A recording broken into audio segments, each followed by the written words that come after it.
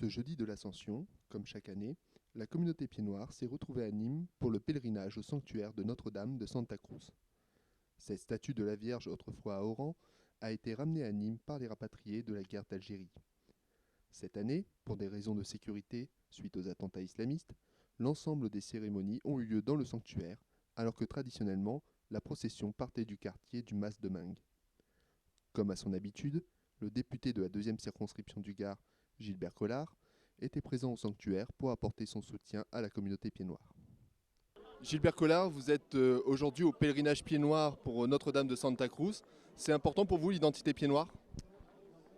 D'abord, c'est important d'être aux côtés des pieds noirs après les insultes dont ils ont été frappés par M. Macron.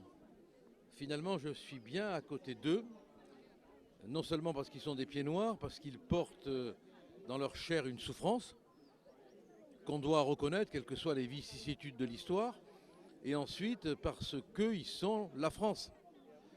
Et c'est un moyen de leur rendre familièrement hommage, parce qu'ici on est en famille.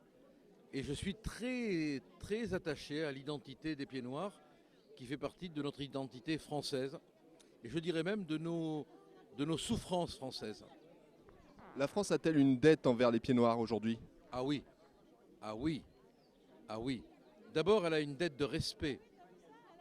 Ensuite, elle a une dette de réparation, à l'égard des harkis également, hein. Et enfin, elle a une dette de présence. Ici, ils sont chez eux. Et ils devraient pouvoir exprimer leur histoire sans entrave. Aujourd'hui, on a des difficultés à faire le pèlerinage parce qu'il ne faudrait pas déranger les croyances de certaines personnes. Vous pouvez développer cette question ? Non, je n'ai pas envie de polémiquer. Je dis simplement qu'à force de reculer, on finira un jour par tomber dans l'abîme. Voilà. Je trouve dommage que le pèlerinage, dans sa forme classique, ait été modifié pour des raisons de compromission, de connivence. Je respecte toutes les religions et dès l'instant où les choses s'accomplissent dans le respect du droit, je ne vois pas pourquoi on les limite. Alors, vous êtes candidat à votre réélection aux élections législatives. Si vous êtes réélu, quelle sera votre action justement sur la question pied noir ?